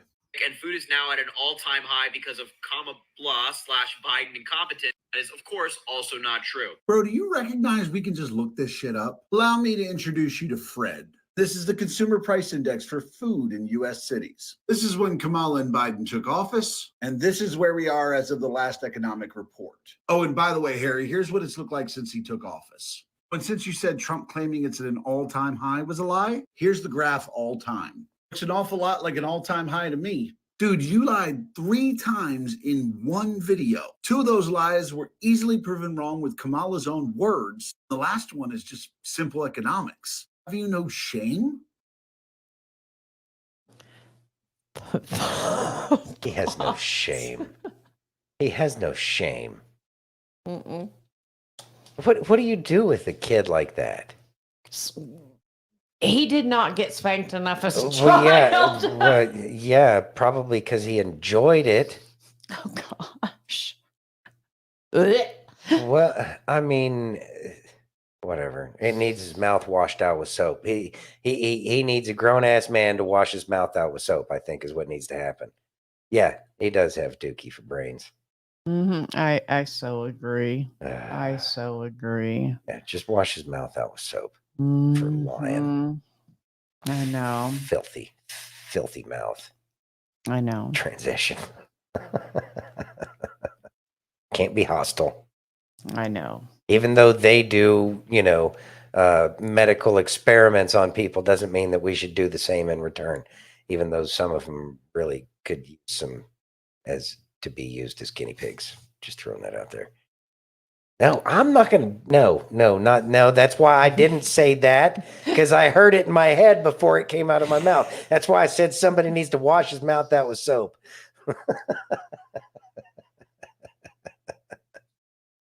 Oh, God. Exactly. Yeah, participation trophies. There we go. Are you ready? Yeah, I'm ready. Okay. So here's breaking news. On August 8th, 2024, we're going to be jumping timelines. According to Project Looking Glass, which it's a secret government project. How the hell do we know about this? Damn it, man. We know about it from this guy right here who made the claim back in June. So if you're unfamiliar with what Project Looking Glass is, it's a secret government project which we somehow know about that uses quantum computing and advanced technology to look at other timelines, the future, and alter our timeline, or to force a timeline jump. And how would they do that? How could they force a timeline jump. Have you ever heard of collective consciousness? Because that's basically what it sums up to. Project Looking Glass discovered that if you get enough people that are thinking about and manifesting the same thing, you could alter the timeline. And TikTok, I'm just joking. This is all for shits and giggles, entertainment purposes only, and whatnot. The fall of the Soviet Union was thought to be the direct result of Project Looking Glass manifestation. And I can see everybody rolling their eyes. So how do you jump all of humanity into a different timeline? All you would need is a catastrophic event that would induce fear into the general public. When people are in a state of fear and confusion, they are less effective at manifesting their own desires, making the reality of today easier to manipulate by outside forces. They just need enough people to be afraid to do what they want to do. And who's they? I have no idea. Obviously, how am I supposed to know this shit? This is a secret government project. How am I supposed to know this? I'm just a dude from Missouri with a cat that walks in the cemetery. But they sure did pick an interesting date to do this on August 8th, 2024. Because the coincidences that surround August 8th, 2024, it's just too much. And what am I talking about? I'm talking about the time traveler, Donald J. Trump. But that's for another video. Don't let them manipulate you this week. Be in control of your own consciousness. Fuck Project Looking Glass. Damn it, man. The other Donald Trump video is coming. I promise. So August 8th, 2024. It's tomorrow. 888. Oh, because you're adding the first two as well. Okay, yeah, 2 + 2 + 4. Yeah, I got you. 888. And apparently the Lion's Gate is opening. Actually, I think, yeah, this is the time frame for the Lion's Gate. That happens every year. Yeah, so it's a manifestation period. I've heard about it. Mind what you're minding. Mind your mind. So one of the things, and it can kind of get, kind of hocus pocus, new agey and stuff like that. But there is some minor basis for it in the Bible. And that is the very simple concept of what you think about and think about, you bring about. And it's a good practice, if nothing else. And it's a good time to get into that practice, to recognize that we need to be making a conscious effort in terms of the things that we're feeding our brains with and what our mental state is, what our mentality is. Are you in a state of joy or are you unhappy? And we should be thinking about the things that would put us in that state of joy, things that do put us in that state of joy, and getting in that and thinking about the things that we would like in life, and then working on that in this moment, in the here and now. Remember, staying present is key, but what can you do in the present to bring about those things that you want? And I think that that's really one of the big points about all of this. But as far as Project Looking Glass and timeline slips, I don't know. If we start getting some more Mandela effects, I guess. I have no idea. Wendy says, it's crazy when you are aware your timeline shifted. It happened to me. And I think, how do you recognize it, Wendy, when you see a timeline shift? I just go off of things like Mandela effects, things like that. It's interesting. It is interesting. Very interesting. Are you ready? Mm-hmm. Okay. Oh, God. What does a vegan and an atheist have in common? I don't know. What? They're both an insult to God.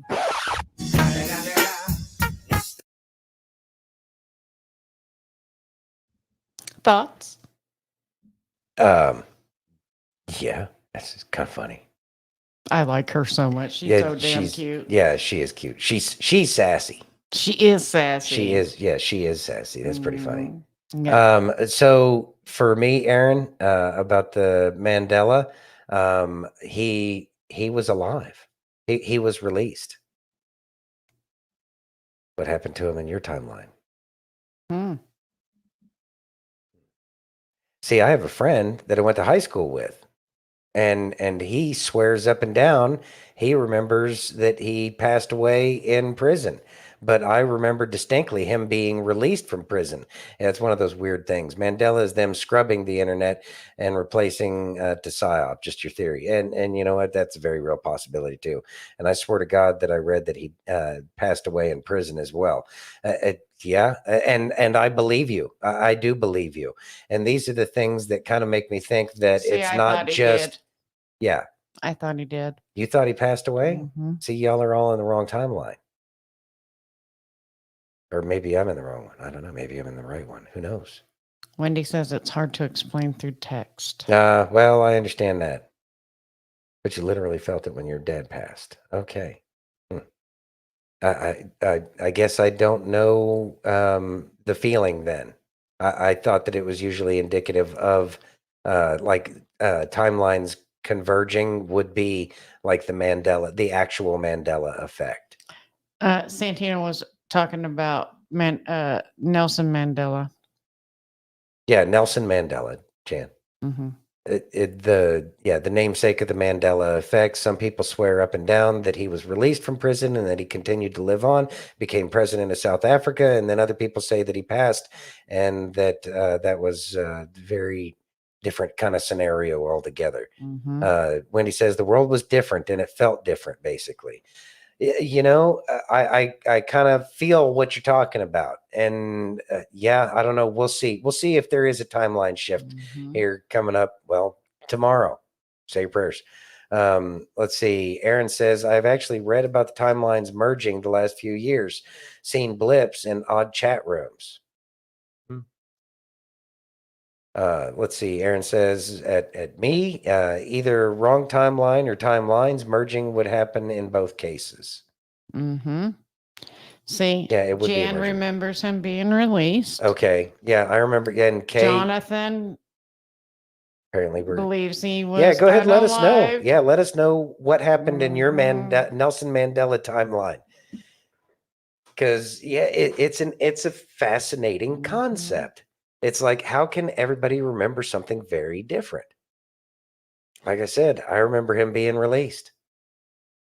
Mm-hmm. Anyway, all right. Are Jenny you remembers ready? him being released too. See? Yeah. Yeah. It is. And from what I understand, it's about a 50-50 mix. It is. It is. It really is. All right. Well, I Okay. mean, we'll see what happens. Ready? Yeah. President Donald Trump put out one of the greatest campaign videos ever, and it went entirely unnoticed. Check it out right here. In the end, we do not answer to bureaucrats in Washington. We answer to God in heaven.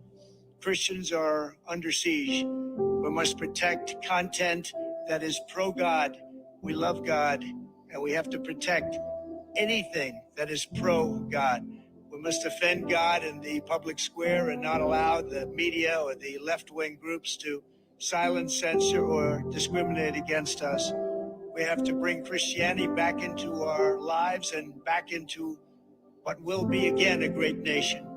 Our founding fathers did a tremendous thing when they built America on Judeo-Christian values. Now that foundation is under attack, perhaps as never before. I want to hear from you. What do you think about what Donald Trump said in that video? Is Christianity under attack? I want to hear from you. Let me know in the comment section. Share this video with everyone that you know. Thoughts? I'm going to say that Christianity's been under attack forever and a day for a very, very, very long time now. Obviously, it got just the mere conversation of God has been absolutely removed from our educational system.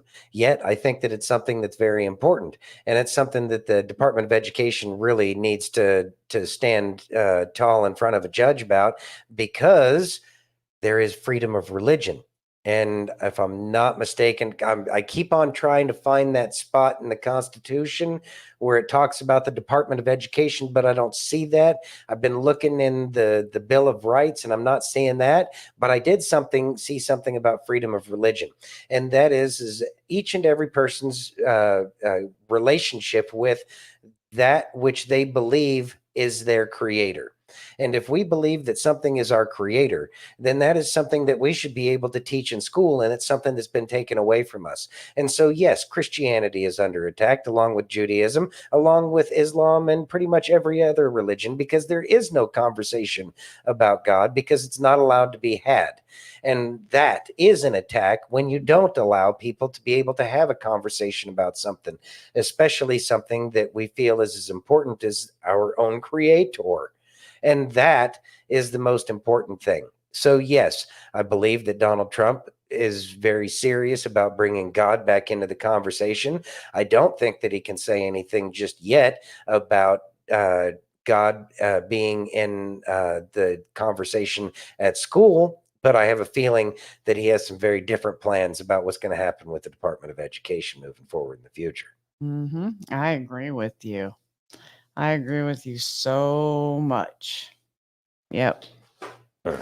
Yeah, and see that's the thing, Tracy. It's like when you go to and you try and look up about the fruit of the loom, horn of plenty. Now, that one I believe was a scrub of the internet. That was a scrub of the internet because it was there. Yeah. So, I mean, you can't really trust when you like look things up.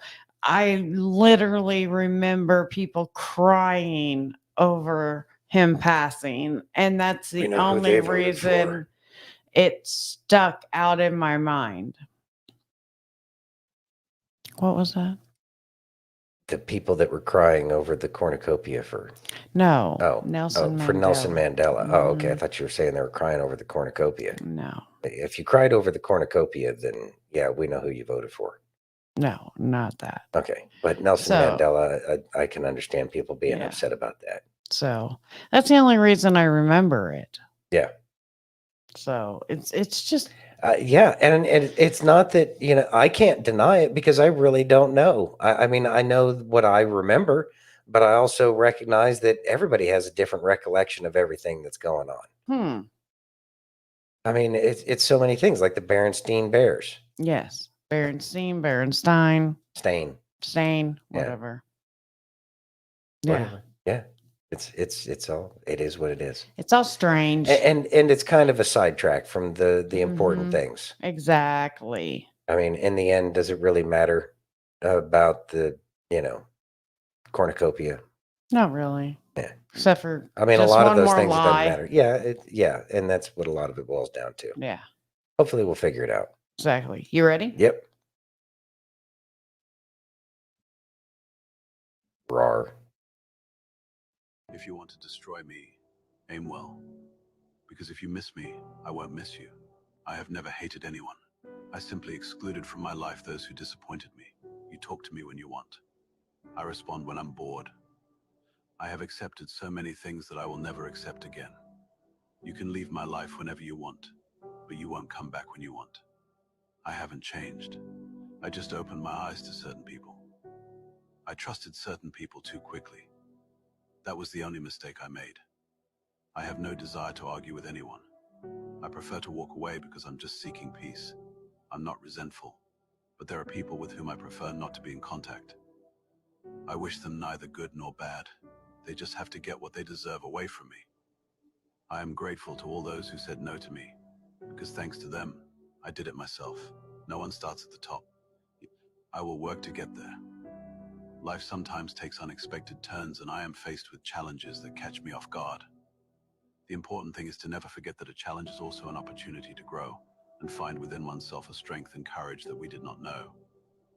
If you watch this far drop a black heart, it shows that you're a part of our community. Okay. So probably why I picked this one, but not everybody would understand. So I'm just going to just do a quick little explanation of why I picked this motivational and try and hold it together. When I was 16 years old, I was emancipated and got my very first apartment. And I had to do that because My dad had passed away the year earlier, and there was not a good situation with my mother and myself. Now, as I have gotten older, I have realized that she did the best she could with what she had where she was at. But it was something that I had to let go of. It was not good for my mental well-being, and so I had to move on. Um, and for a long time, I was that person that had a very big heart, but if you hurt me, I would cut you out of my heart very quickly and never look back. And I want to say that I'm so glad that I'm not like that anymore and that I can open my heart to people. And I do have a big heart and I love deeply and I love with every ounce of being that I am. And does that mean I get hurt? Yes. But at the same time, maybe, just maybe, the people who hurt me will see what kind of true open heart love looks like. And maybe one night they'll be laying there thinking about it and it will change them.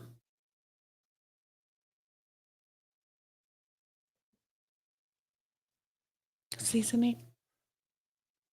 It's it's part of our growth. Everything changes. That's the only thing that's constant, is that everything's going to change. Yeah. And we take everything that we can in terms of wisdom from the experiences that we have. And we should love fully and completely each and every time, because it helps with just going through life in general. If we find that our heart is shut down, and yes, people will take advantage of that, but these are also ways to learn. And it's not the easiest thing, because it feels like your heart keeps getting put in some kind of a garbage disposal or something. But that's not the case. It's a chance for a rebirth and understanding, picking up on the red flags, of picking up on, all the little things that you pick up with each and every interaction that you have. And it can be very challenging at times, but those challenges are for our own growth. And no matter how difficult it is, we have to recognize the lion that's within us. And the lion doesn't have to come out and roar all over the place about everything that's going on. But what it means is that, you made it through it. And so you survived. And so you move on, but don't become jaded. Don't become, don't have a black heart, No. because that's never going to help you out at all. Because in the end, it's about our ability to overcome that's more important than it is our ability to endure. It's the overcoming that's more important than the going through it. And so we need to recognize that overcoming these issues, by recognizing that we can still be uniquely who we are with an open heart to the world around us, will bring us all of the joy that we look for, we seek, and we desire. And God will bless us that way, every single time. We just have to get out of our own way. We absolutely do. Um, you know, I say this all the time.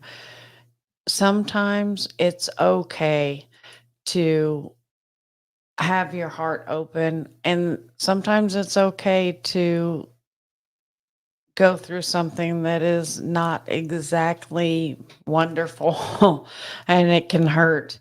Um, you know, this year alone, I was hurt deeply. But as you move forward and as you go forward, I know that if someone else goes through what I went through, I can help them because I've already been there, already know.